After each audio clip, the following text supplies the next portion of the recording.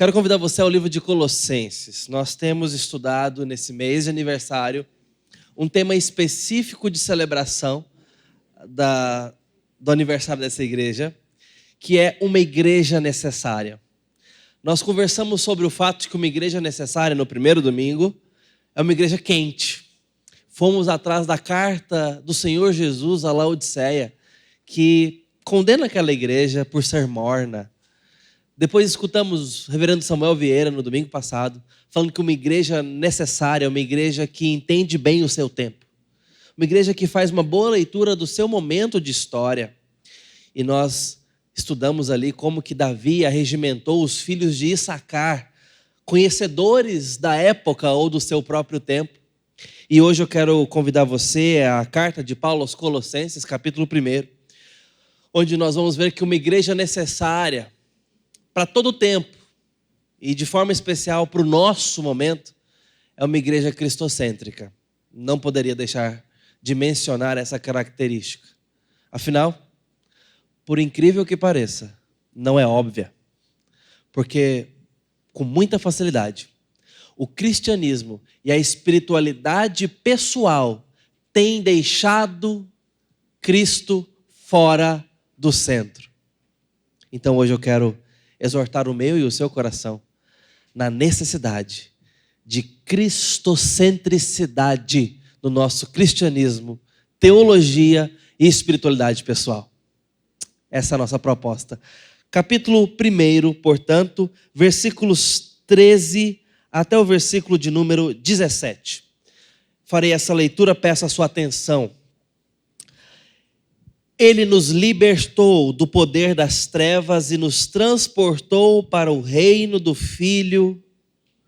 seu Filho amado, em quem temos a redenção, a remissão dos pecados. Ele é a imagem do Deus invisível, o primogênito de toda a criação, pois nele foram criadas todas as coisas, nos céus e sobre a terra, as visíveis e as invisíveis, sejam tronos, sejam soberanias, quer principados, quer potestades, tudo foi criado por meio dele e para ele. Ele é antes de todas as coisas, nele tudo subsiste. Amém. Essa é a palavra do nosso Senhor. Pastor Tim Keller, depois de cumprir um bom combate de pregação do Evangelho, de evangelização no mundo secular nova-iorquino, de treinar pastores e servir muito bem a igreja do Senhor Jesus, num contexto tão difícil, nos deixou um bom legado teológico, um bom exemplo de pastor dos nossos dias. Eu gostaria de mencionar uma frase que estava aqui estampando a nossa conferência teológica desse ano, desse autor, onde ele teria chegado à seguinte conclusão, olhando para a história de Jesus no ambiente da sua condenação. Abre aspas. Você não crucifica caras legais. Jesus não foi um cara legal. Você crucifica ameaças. Fecha aspas. Você crucifica ameaças e não caras legais. A gente recebe essa frase com muita facilidade, porque para nós é óbvia, né? Ela é simples. Ela é de mensagem direta, claro. Mas eu queria que você pensasse nela com um pouco mais de profundidade para introduzirmos o nosso momento de reflexão bíblica aqui, para irmos ao contexto de Colossenses. Como é que Jesus se tornou uma ameaça para um império? Estamos falando do Império Romano, militar, político e filosófico, junto com o mundo greco-romano. Estamos falando de, agora entre aspas, um império religioso, a saber, o judaísmo. E por que eu estou colocando entre aspas a palavra império e atribuindo ao judaísmo essa palavra? Pela sua abrangência, pela sua solidez histórica, pela sua antiguidade e identidade histórica. Para esses dois grupos, de uma forma muito específica, Jesus se tornou ou veio a se apresentar como ameaça aos olhos deles. mas também para o mundo grego, de uma forma agora um pouco mais específica e separada, Jesus se apresentou como uma ameaça contra a filosofia grega, que era muito bem desenhada até esse momento. O platonismo já estava consolidado nessa altura. Pelo menos a forma radical, a forma embrionária já estava sendo muito curtida pelo mundo do tempo do Império Romano nascendo, pelo mundo do hebraísmo consolidado, pelo mundo do primeiro século. Como é que Jesus se tornou uma ameaça para tradições tão longínquas, consolidadas, experimentadas pelo tempo? Para organizações tão opulentas como o Império Romano, como um todo? Porque você crucifica criminosos, mas na forma que foi feita, estavam querendo silenciar uma insurgência. A gente sabe disso, isso é óbvio e notório. Por quê? Porque Jesus era uma ameaça. Como é que Jesus se torna uma ameaça? Essa é a pergunta que eu quero fazer para o seu coração. Sabe por que eu estou te fazendo essa pergunta? Porque se ele não for uma ameaça para nós não estaremos encontrando com o verdadeiro Jesus. Porque tem muita coisa em nós para as quais Jesus não é um cara legal.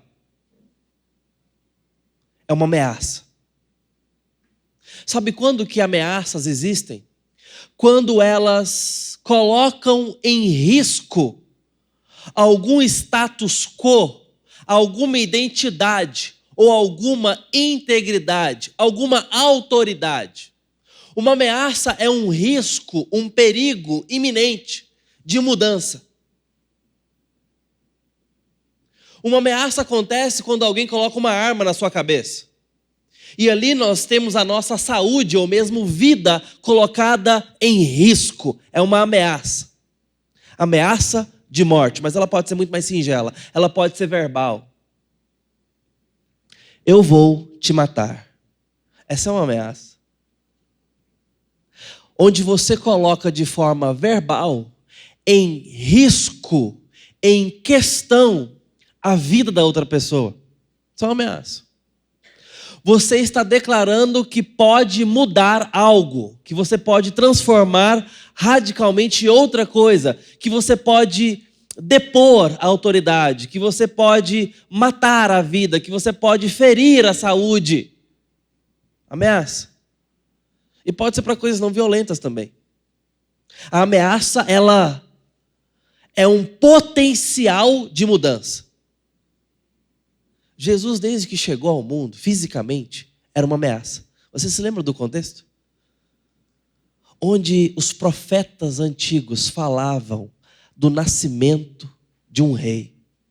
E naquele contexto específico, magos entenderam que havia chegado o momento, olhando as estrelas de forma um tanto quanto mística aos nossos olhos daqui para trás, chegaram à conclusão de que ali era o local, aquele era o momento e nasceria um rei.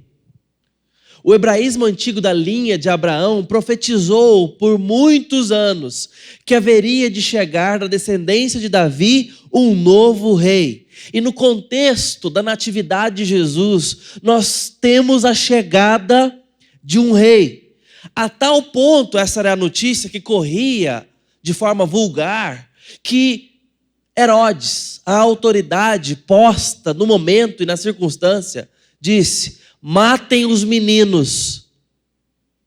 Estão dizendo com muita convicção, para uma autoridade acreditar, que era iminente a chegada de um suposto crido rei. Claro que Herodes não acreditava que estava nascendo um rei, mas uma coisa ele acreditava, que pessoas criam que aquele que estava chegando, chegava para reinar. Herodes olhou aquilo como uma direta ameaça à sua autoridade. matem as crianças, meninos, para que esse rei não nasça, para que esse rei não cresça. Ele era uma ameaça desde o começo. Uma pequena e até então frágil criança, que nasce sem lugar, nasce sem amparo estrutural, num coxo. E Jesus vem ao mundo assim, sob ameaça e ameaçando. Sabe por que não podia ser diferente? Porque Jesus nunca será amigo do mundo. E o Evangelho nunca será amigo do mundo. E mundo, o mundo que João fala nas suas cartas. Não o mundo planeta. O mundo espiritual caído sob domínio das trevas. Domínio esse que o versículo 13, nos diz que lemos. Ele nos libertou do poder das trevas, ou na versão Almeida, Revista Atualizada, do império das trevas. Existe um domínio autoritário, com autoridade reconhecida espiritualmente, das trevas.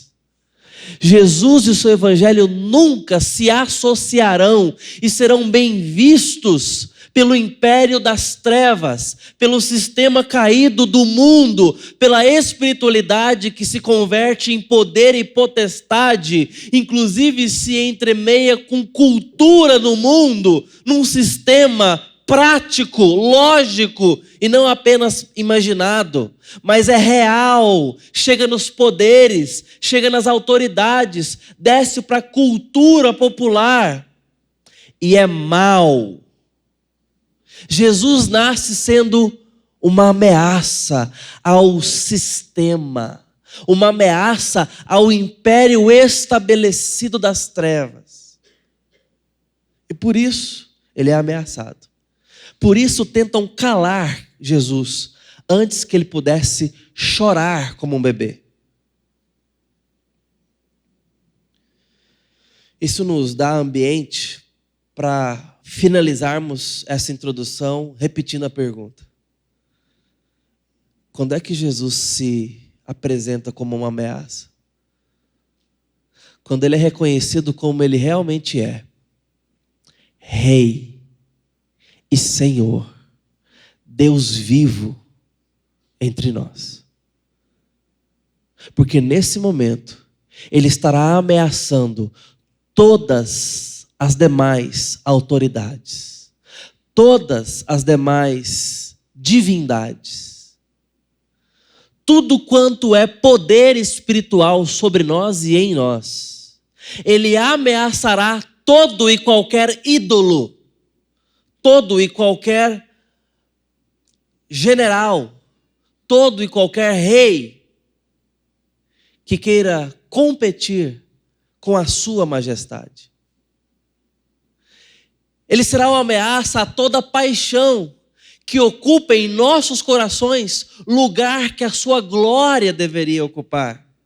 Ele é a ameaça direta a tudo que há em nós, no mundo e na cultura, que pressupõe a atenção, que exige a paixão, a subserviência e a adoração de louvor que só cabe a Jesus Cristo. A carta de Paulo aos Colossenses vai diretamente nesse ponto. Se você começa a ler o capítulo 1, você acha que essa igreja é maravilhosa. E de fato, tem muita coisa em ordem nessa igreja. É uma igreja estabelecida, embora tenha muitos neófitos na igreja. E esse, inclusive, vai ser o contexto da heresia colossense. Eu quero falar da heresia colossense aqui para os irmãos de forma muito rápida, um sobrevoo. Mas existia uma chamada heresia colossense que se enraizava, melhor dizendo, e florescia num ambiente de ausência do apóstolo Paulo. Uma fé ainda nova para muitos e não profunda em tantos outros. E esses irmãos estão agora dando notícias, ou acerca deles estava chegando notícia para o apóstolo Paulo. E Paulo está feliz porque percebe que a igreja está crescendo, não está diminuindo. Que a igreja está ali dando testemunho de Jesus Cristo, que eles têm amor uns para com os outros.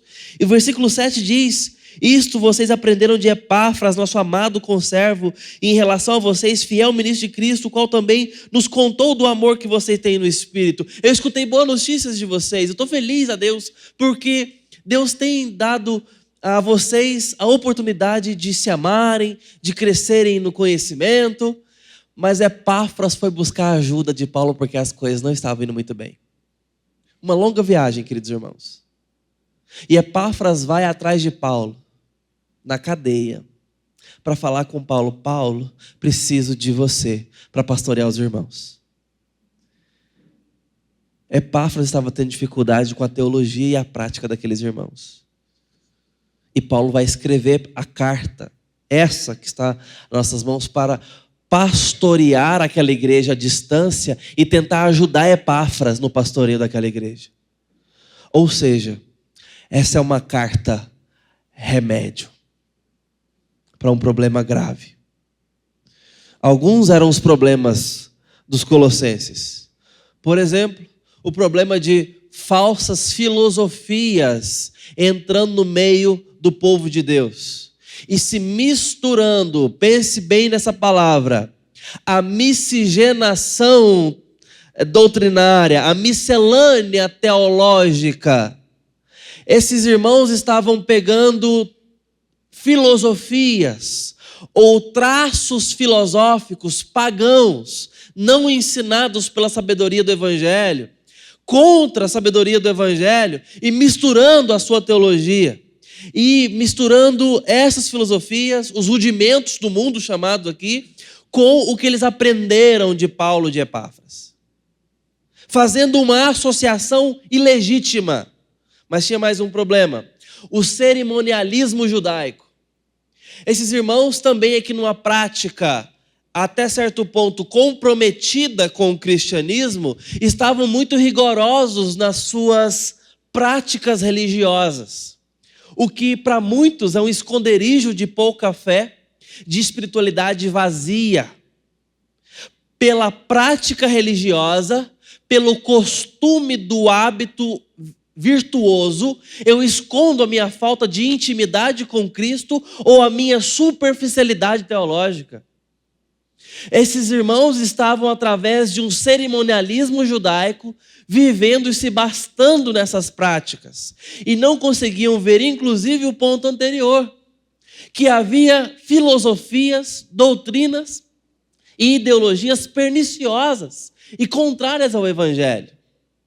Porque provavelmente as práticas religiosas estavam bastando para o horizonte teológico deles. No caso, práticas judaicas.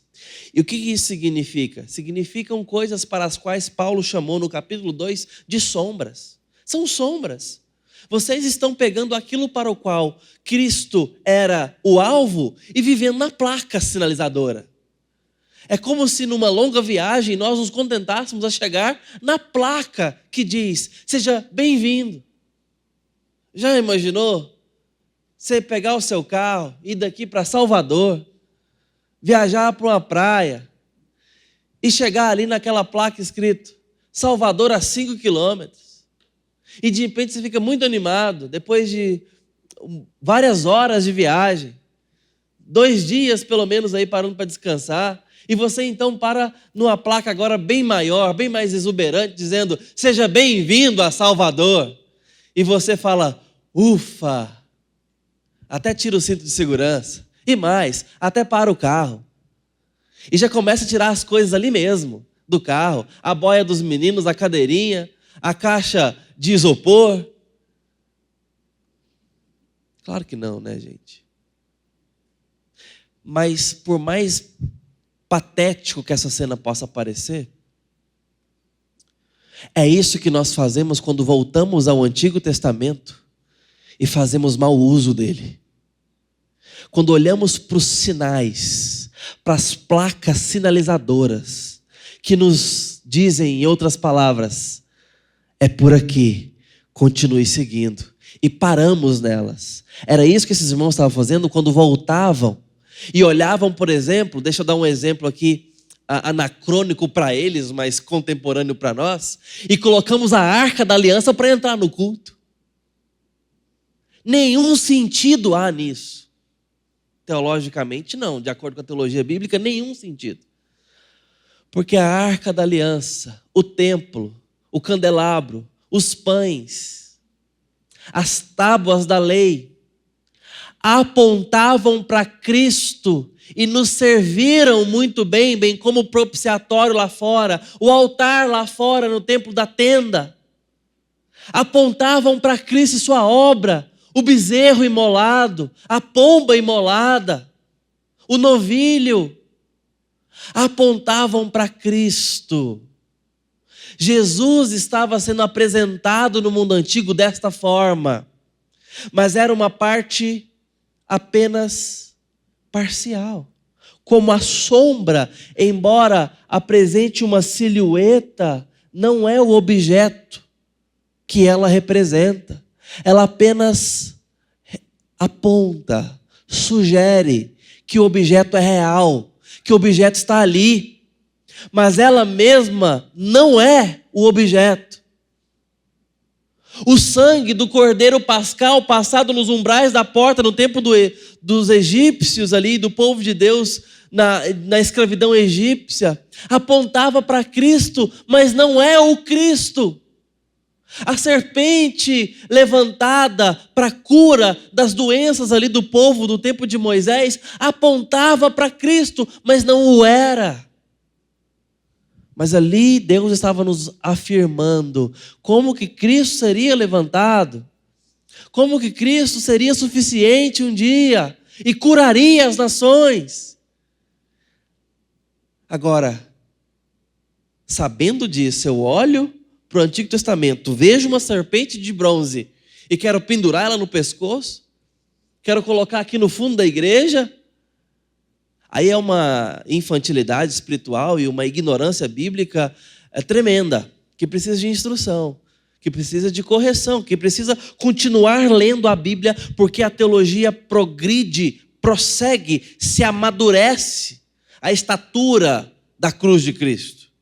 Pressuposta, afirmada, indicada, desenvolvida até a teologia do Novo Testamento. Mas isso parece um pouco óbvio para nós. Não era tão óbvio assim para os colossenses. Mas para nós talvez hoje possa parecer um pouco inócuo ficar pensando nessas coisas. Mas infelizmente não é. Poderia ser, mas não é. Evangelicalismo afora nós temos práticas recorrentes de judaizantes que trazem, e aqui não é que o judaísmo é errado, mas quando você pega traços do judaísmo que apontavam para Cristo e traz eles de volta, é como se você estivesse dizendo: Cristo ainda não veio. Eu não entendi a mensagem do Evangelho sobre Cristo. Eu não entendi a mensagem de Daniel, de Joel, de Isaías, de Deuteronômio sobre Cristo. Eu não entendi Levítico sobre Cristo. Mas as práticas judaizantes, eu estou demorando um pouco mais nesse ponto, porque ele nos pega. Não param por aí. As práticas nos pegam quando, por certos hábitos e certos elementos, nós conseguimos alguns amuletos espirituais para garantir o favor de Deus. Você quer ver um exemplo? E na cultura brasileira nós somos muito propícios a isso por conta da nossa superstição pressuposta. Eu vivi muitos anos com um pai não crente em Jesus Cristo dentro de casa. Mas meu pai não aceitava uma coisa, que era pegar a estrada se fôssemos viajar, sem ele abrir o Novo Testamento, esse que os gideões entregam, ler alguma parte e colocar no console do carro. Eu lembro disso marcadamente na minha memória, durante toda a minha infância. Irmãos, não é porque eu li a Bíblia em alguns versos antes de viajar que o meu carro será blindado de qualquer providência negativa. Não faz o menor sentido. Teologicamente falando, não tem o menor sentido. A Bíblia não é um amuleto. Na sua casa tem o Salmo 91 aberto na entrada? Talvez tenha. Então eu vou falar com cuidado aqui. O Salmo 91 aberto na porta da sua casa tem tanto poder quanto uma bacia com alho e sal grosso. Serve para espantar vampiro. Mas nenhum poder tem contra o império das trevas. Porque a palavra de Deus não é uma lanterna que ofusca demônio. A palavra de Deus é algo para ser crido no coração do povo, estudado e entendido, para regular a vida do povo, e sim, lhe conferir unção e autoridade espiritual.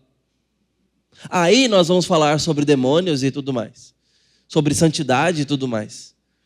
Depois que isso é digerido, depois de que isso seja estudado, crido no coração. É muito mais intelectual o exercício do que gostaríamos, na nossa superstição. Seria muito mais fácil carregar um pendente no pescoço. Seria muito mais fácil fazer algum gesto. Seria muito mais cômodo e pragmático. Mas é um exercício um tanto quanto mais de digestão. E é por isso que estamos nesse momento ouvindo a palavra de Deus. Para escutarmos, para meditarmos, para crermos, para refletirmos, para sermos transformados, para termos consciência da fé. É algo um pouco mais lento, um pouco mais gradiente, um pouco mais profundo. Mas existia mais dois problemas na heresia colossense. O ascetismo, que combina exatamente com essas práticas judaizantes deles, que eram práticas que eles viam para chegarem mais perto de Cristo ou mais perto da santidade. Prática essa que vai ser praticada pelo mundo grego na sua filosofia. O ascetismo é uma característica marcada desse tempo, marcante nesse tempo na filosofia grega. E é inclusive nesse ponto que nós vamos ter o platonismo de sair da matéria para honrar o espírito. E essa dicotomia estabelece um ascetismo. O mundo oriental para lá de Jerusalém vai crer inclusive no nirvana, que é um estágio espiritual completamente anulatório da matéria. Eu nego a matéria, eu saio da matéria para ser espírito. E isso combina com o que está acontecendo aqui. Nesse mundo antigo, o ascetismo. Eu vou fazer certas coisas e nessas coisas eu vou ser perdoado. Porque eu pratico certas virtudes, eu vou ser mais aceito, mais santo. E a coisa começa a ficar um pouco muito parecida com a nossa situação.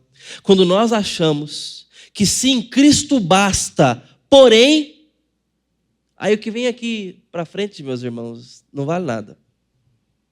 Porque se eu adiciono qualquer coisa à obra de Cristo para a minha salvação, se eu acho que eu posso colaborar de alguma forma com a minha salvação, com a suficiência de Cristo para a minha salvação, e estamos falando de salvação, eu anulo a obra de Cristo por completo.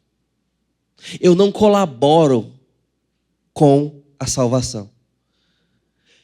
E os colossenses estavam atribuindo algumas práticas de forma colaborativa com a obra de Cristo.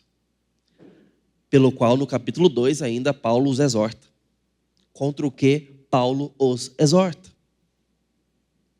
E eles relacionam isso não só à salvação, mas agora também a um campo que é mais aceitável, a santificação. Porque na santificação temos uma responsabilidade notória de praticar, de disciplina, de negação do velho homem, de confronto com a carne. Existe uma responsabilidade nossa inegável. O problema foi o valor que deram a isso numa redenção pessoal. E vocês já viram essa história amadurecendo ao longo dos primeiros ramos do cristianismo ali, a partir dos pais do deserto, século IV em diante. Você vai ver o romanismo pegando o cristianismo como uma religião oficial e o cristianismo se envolvendo com o romanismo de uma forma oficial, e esta prática vai ser central na espiritualidade cristã. Uma forma de indulgência, uma forma de penitência e práticas de elevação do espírito da santidade através de certas disciplinas, através de certos sofrimentos, flagelos e tudo mais. Essa prática que está aqui colocada como o embrião, o raminho, vai amadurecer, isso aqui vai florescer. Não necessariamente a partir de Colossenses. Mas esse pensamento combina com a gente, combina com eu e você. Sabe quando você fala assim, nossa, tropecei aqui, quase quebrei meu dedo, eu preciso ler mais a Bíblia. Tem que ler mesmo, miserável, mas é por outra razão. Não é para evitar que seu dedo seja esmagado por uma quina de cama. Dei 3 voltas no flamboyant, não achei estacionamento, preciso orar mais.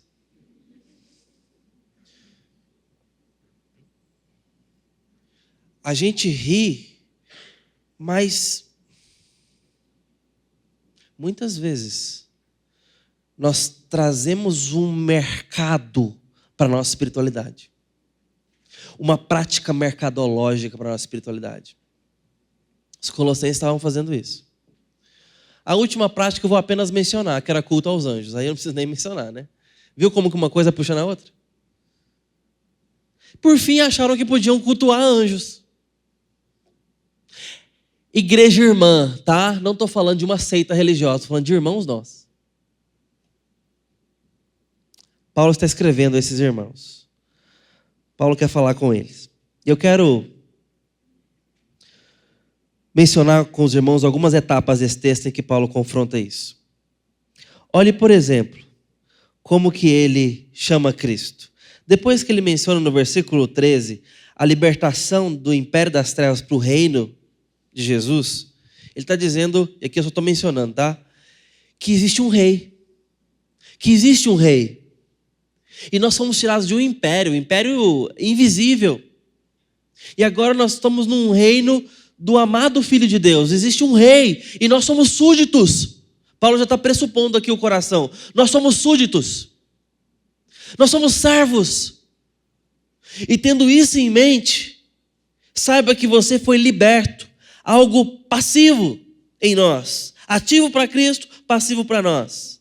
E nele temos redenção e remissão de pecados. Ele fez tudo por você, você está perdoado. Livre do pecado. Agora escute o que eu tenho para dizer para você. Ele é a imagem do Deus invisível. Por que isso aqui é importante? E ainda estou só mencionando, nós vamos argumentar a palavra primogênito, tá? Não é argumentação, mas Paulo está dizendo, ele é a imagem do Deus invisível. Por quê? Porque era uma reafirmação de quem Cristo é. Ele trouxe Deus para bem perto e esse Deus é rei. O Deus invisível que as filosofias mencionam, consideram, e nesse tempo considerava, lembra Paulo falando aos atenienses, Atos 17? Existia uma teologia ali entre estoicos e epicureus que Paulo até se apropria para poder pregar o evangelho de forma oportuna. Mas existia uma teologia pressuposta de um Deus invisível. Paulo está dizendo, esse Deus se encarnou. E Cristo basta. Ele é toda a imagem do Deus invisível. Veja a importância disso ainda hoje, queridos irmãos. Porque parece que Cristo é simples demais. Parece que Cristo é pouco. Muita gente vai concordar com você que existe Deus no mundo. Mas afunilhe a conversa para Jesus Cristo como Deus e você verá divisores de água acontecendo o tempo todo. Misture Jesus com Deus e você verá que o mundo não é amigo do Evangelho. E precisa de Jesus. Aí você perceberá a carência. Eu vou mencionar uma coisa aqui com muito medo, porque isso aqui está sendo gravado, é a minha família. Mas eu tenho uma tia na família, ela mesma se diz que ela é a bruxa da família. É ela que fala, mas parece mesmo. Ela já é uma senhora bem idosa, mas muito lúcida, inteligentíssima. Tia Cissa. Tenho muito carinho pela tia Cissa. Meu pai era muito amigo dela. Meu pai já é falecido, alguns irmãos aqui não sabem. Meu pai era muito amigo da tia Cissa. A tia Cissa mora ali no Riviera até hoje. E a gente morava no Sonho Verde, né? Então era 2 quadras. Uma quadra nossa, a quadra de cima da tia Cissa. Meu pai sempre ia à casa da tia Cissa, eles eram muito amigos. A tia Cissa mexe com búzios, eu não sei se tarô, algumas coisas assim místicas, tá? E é por isso que ela se fala que ela é a bruxa da família, que ela anda com uns cristais. O animal, eu não sei se é guia, o que é o negócio, representativo dela é a coruja. Então lá na casa dela tem todo tipo de coruja. Meu pai era artista, pintava, e pintou uma coruja para a tia Cissa. Tem lá um quadro, meu pai, dos poucos quadros que eu tenho noção que o papai fez, um está na casa da tia Cissa. Tia Cissa, então, faz essas coisas, ela mexe nesse mundo espiritual e tudo mais. Aí um dia ela chegou e ela queria fazer uma bênção, não sei se era em mim, agora eu não estou recordado em quem que era. E ela pediu minha mãe, posso fazer uma bênção aqui para o... Não sei se era meu pai, se era o meu irmão, não lembro agora. Era alguém da nossa família. Minha mãe falou assim, se foi em nome de Jesus, pode. Ela, então deixa para lá.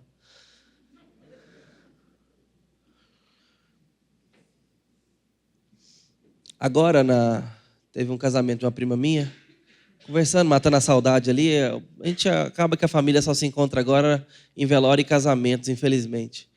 Matando a saudade, conversando bastante ali. A gente não tem muita intimidade, mas tem um afeto, né? Eu falei, essa aqui é minha esposa, Julie, está grávida. Ela ficou encantada com a barrigona da Julie. Vem cá, vem cá. É uma menina. Eu falei, ali, eu estou vendo. Ela falou. Vai nascer cabeludinha. Tia. Bom que eu não gasto com ultrassom 3D.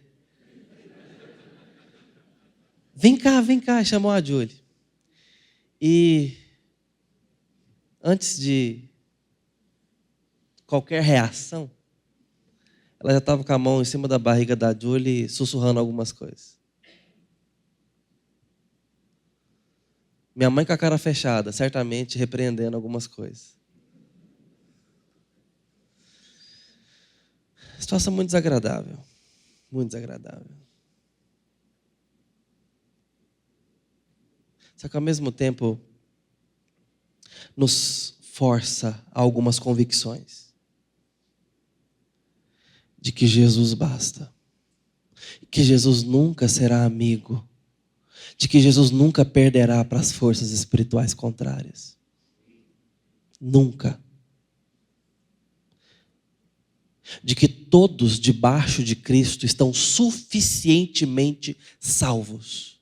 E nós não precisamos de mais nada. Da mesma forma, nada é suficientemente capaz de anular a obra de Cristo. E eu não tenho gerado filhos fora da aliança de Deus. E tenho criado-os na instrução da palavra. Com muita luta, como todos. Mas sabendo que a semente do evangelho é boa. E que o império das trevas é confrontado pela obra suficiente de Cristo que nos tira e nos transporta. É o caso da Lia. Será tirada do império das trevas. Não precisa reforçar nada de espiritual na vida dela. Não precisa fazer bênçãos e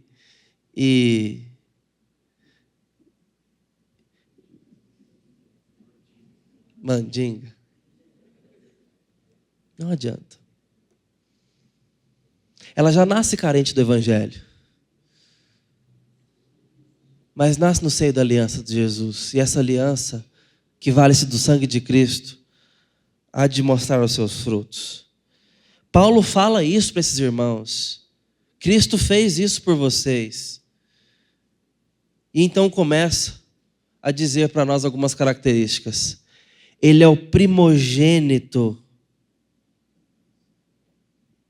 de toda a criação. Primogenitura aqui não tem a ver com geração, e isso já deu muita confusão teológica. Vamos simplesmente pular essa parte. Não tem a ver com isso. Tem a ver com importância, primazia. Cristo é o primeiro. Lá no verso 17 diz que ele é antes de todas as coisas. A primogenitura, nós vimos ela acontecer, por exemplo, no caso espiritual de Esaú e Jacó, onde o mais novo recebeu a primogenitura, porque não bastava ser o primeiro, era uma questão de recebê-la como afirmação superior. Jacó, o mais novo, recebe a primogenitura. Você tem a mesma questão acontecendo entre Manassés e Efraim na casa de José. Quem recebe a primogenitura ou a bênção dela é Efraim, não o mais velho Manassés. E assim por vários outros exemplos da Escritura você percebe como que a primogenitura fala de importância recebida, atribuída ou reconhecida. Jesus está sendo afirmado aqui como o primogênito de toda a criação, para que nós olhemos por toda a obra e para toda a obra de Deus e reconheça que Jesus não é a obra de Deus.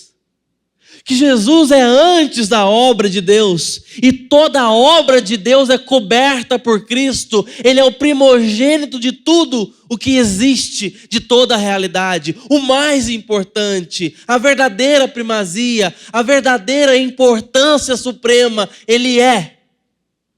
E a partir dele, debaixo dele, estão todas as coisas. Paulo quer ensinar isso para os colossenses. Vocês precisam entender o grau de importância de Cristo. Não misture ele com as obras da criação. Não tem como você falar que ama a cachoeira e ama Jesus. Precisamos de vocabulários mais complexos para falar sobre o que nós temos com Cristo, porque não pode ser a mesma coisa que a gente tem com as batatinhas do McDonald's. Afinal, o slogan é eu amo tudo isso, né? Eu amo muito tudo isso. Nosso vocabulário está pobre. Não tem como com o mesmo fôlego de vida eu falar a palavra Moisés e falar Jesus Cristo. Não deveria ser. Porque Cristo é antes de todas as coisas. Ele é primogênito de toda a criação. Antes de todas as coisas. E por que isso é importante? Porque aqui existe já um grande divisor de águas na nossa teologia. Você vai ter pessoas que professam ser evangélicas ou da raiz cristã, de certa forma, e vão negar isso. A ramificação espiritual do judaísmo, chamada Testemunhas de Jeová, vão reconhecer Jesus como um grande líder, como um profeta,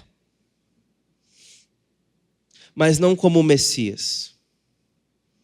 Cristo não é para eles igual a Deus. Tampouco o Messias, que cumpre as profecias do Antigo Testamento. Jesus, para os testemunhas de Jeová, se equivale a Moisés, a Isaías, a Jeremias. Quando você, por exemplo, vai ver o Espiritismo, no Espiritismo kardecista, nós temos uma consideração alta com relação a Jesus.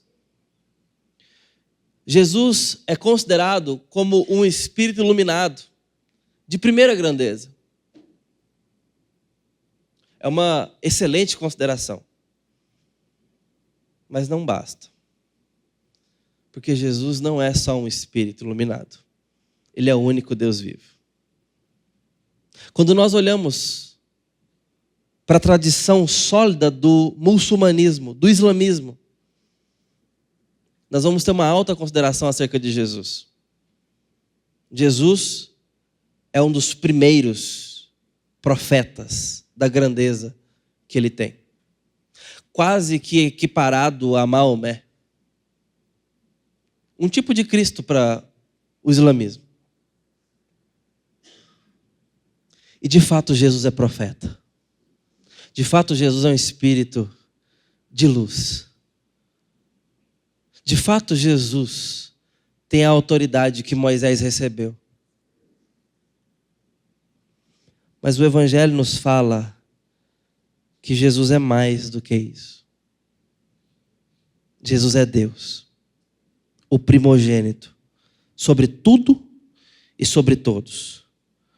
Sobre todos os demais espíritos, sobre todos os demais profetas, sobre todos os demais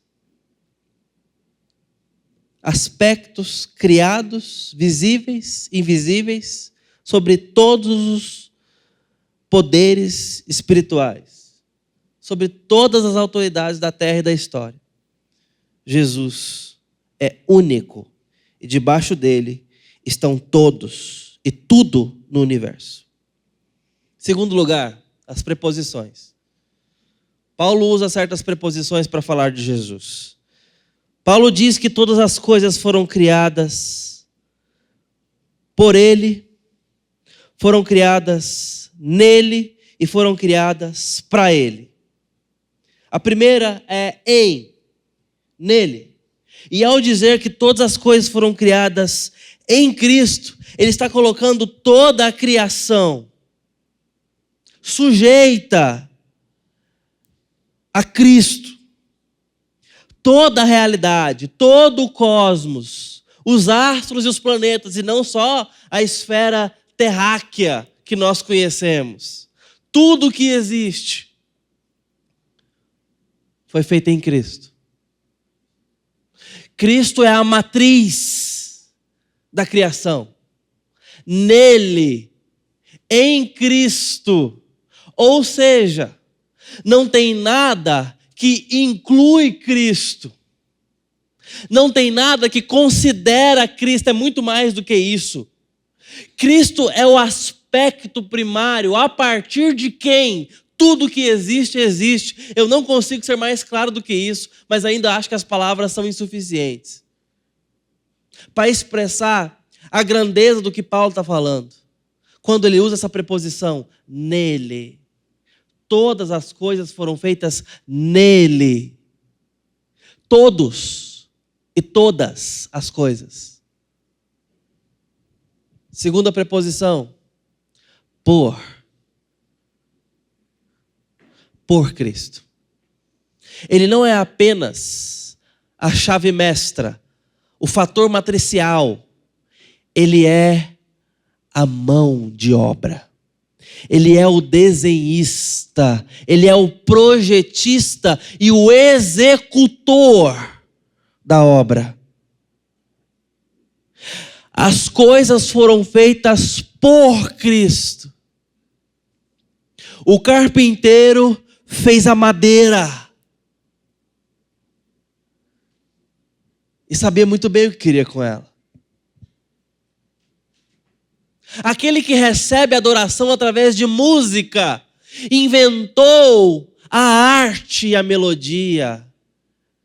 Entenda a importância dessas preposições quando Paulo exagera as palavras e usa os hiperlativos, os superlativos. Ele é absoluto aqui, é tudo, todas as coisas. Mas também as coisas possuem propósito em Cristo. Foram feitas, preposição final, para Ele. Para Ele. Por que nos ajuntamos? Por que temos dons? Por que temos senso artístico, moral? Por que nos relacionamos e Deus nos presenteou com a doçura do lar e da família? Por que temos sentimentos tão complexos? Por que da beleza do mundo, do senso de justiça? Por que as coisas foram criadas? Para Ele. Para a glória dEle. O universo estará no tom quando sintonizado à frequência do propósito de Cristo. É assim que o nosso ajuntamento religioso é verificado, a nossa teologia é validada, é assim que o nosso trabalho é significado, é assim que as nossas relações são configuradas, apuradas, testadas, aprovadas ou reprovadas, se para a glória de Cristo e se reconhecendo Ele como o centro de todas as coisas. Por que temos uma igreja nesse bairro? Por que nos ajuntamos dominicalmente? Por que estudamos? Por que cremos? Por que falamos? Por que anunciamos? O que é que vamos fazer do nosso trabalho? O que é que vamos fazer com os nossos filhos? Como educá-los? O que educá-los? Quando educá-los? De que forma e com qual conteúdo? O que vamos acessar? O que vamos permitir que eles acessem? Qual conteúdo? De qual maneira? Como vamos tratar o esposo, a mulher? Como? Com que palavras? Com que profundidade? Com que qualidade? Tudo isso será respondido se valermos da preposição para Cristo. Para Cristo. Para a glória dele. Como vamos lidar com o dinheiro, com o tempo, com as maiores e menores coisas dessa vida? Paulo está ensinando à igreja colossense que todas elas são para Cristo. Assim eles deveriam verificar a sua virtude, a filosofia que estavam acessando, a prática religiosa, o ajuntamento e a sua teologia. Se para Cristo, se em Cristo, se envolvendo com Cristo no centro. Queridos, que importância tem para nós hoje? Primeiro, para regular o nosso ministério. Ele é antes de todas as coisas, nele tudo subsiste. Por isso nos movemos. Por isso somos igreja. Por isso avançaremos, para anunciar e viver Cristo. Mas vai muito além disso. Vai muito além do ser igreja. Cristo é o centro do seu lar. Cristo é o centro do seu casamento. Cristo é o centro do seu dinheiro. Cristo é o centro dos seus dons, da sua oportunidade de vida. Ou Ele é o pó de pilim-pim-pim que te ajuda na sua carreira. Ou Ele é o gênio da lâmpada que te concede desejos para que você vá bem em alguns aspectos importantes da sua vida. Quem é Cristo para você? Um cara legal? Que você consegue associá-lo com as outras coisas que você acredita? Com outros deuses? Cristo é o centro da sua vida. Por meio de quem você vive e para quem? Porque respondendo essa pergunta com profundidade, nós vamos regular tudo na nossa história. Dinheiro, carreira, felicidade e até nossas dores. Até nossas maiores dores terão o seu lugar significado se respondendo a Cristo. O nosso câncer tem lugar se vivido diante de Cristo. Nossa felicidade tem lugar certo se equalizada numa vida para Cristo. Os seus filhos têm visto que Cristo é o centro da sua casa. Porque se sim, irmãos, eles vão chegar na escola, vão aprender sobre biologia, vão descobrir verdades matemáticas, vão descobrir virtudes filosóficas, as verdadeiras, vão descobrir verdades nos estudos de ciências e vão dizer: como Deus é maravilhoso, papai! Hoje eu aprendi sobre os planetas. Desculpa, quem que eu acordei? É o Tito? Desculpa, Titão. Se nós apresentarmos Cristo como Ele realmente é, Ele vai ser uma ameaça às falácias desse mundo, a toda a verdade desassociada de Jesus. Porque é isso que boa parte da ciência hoje quer fazer. Anunciar verdades desassociadas do Evangelho ou de Cristo Jesus, como se uma coisa nada tivesse a ver com a outra. O universo é cristocêntrico e toda a verdade nele aponta para Jesus. O Conselho Nacional de Psicologia acaba de proibir nacionalmente toda e qualquer associação e prática cristã nos consultórios. Essa matéria é um pouco mais complexa, mas eu queria apenas anunciá-la, que depois eu volto com mais detalhes. Mas você pode pesquisar sobre isso.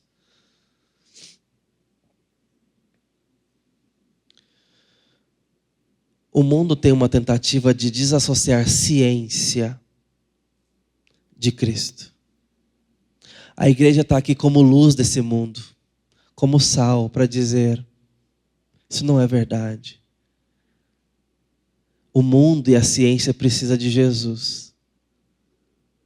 O universo é cristocêntrico. E se os nossos filhos entenderem que Cristo é o centro, eles conhecerão esse mundo a partir de Cristo. E todas suas verdades para Cristo. Assim saberão como usar o tempo de vida deles. Assim escolherão como lidar com o dinheiro, com as paixões e com as oportunidades. Mas se o seu testemunho em casa tem sido: eu corro atrás da minha carreira e do meu nome, e Cristo é quem me ajuda, você está dizendo que Cristo não é o centro. Cristo é o auxílio. Cristo não é o centro, é o ajudador. Cristo é teu redentor e você foi feito para Ele, bem como eu. É por Ele e para Ele. Por isso, vocação e chamado fazem sentido para o discipulado cristão. Para descobrirmos quem somos e por que vivemos. Que Deus te deu uma mente cristocêntrica nessa noite. E um coração também. Que essa igreja viva com Cristo no centro, para a glória dele, no nome santo de Jesus. Vamos orar.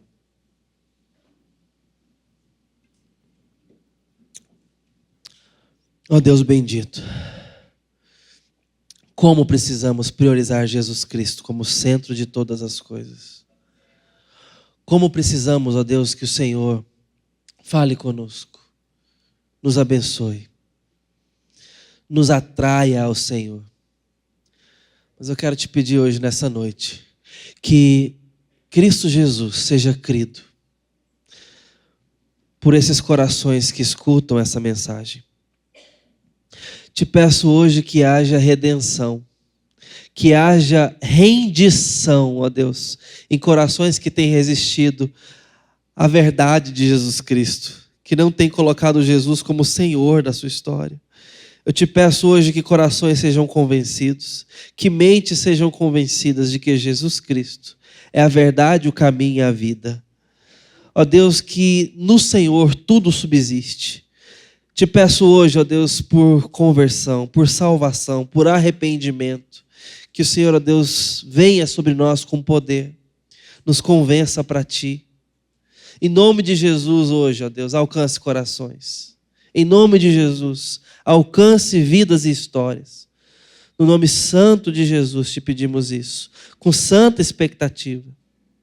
E agora, irmãos, que o amor de Deus Pai, Filho e Espírito Santo esteja sobre vós, nos colocando com os olhos em Cristo Jesus, o centro da nossa fé, da nossa vida e da nossa história. Amém e amém.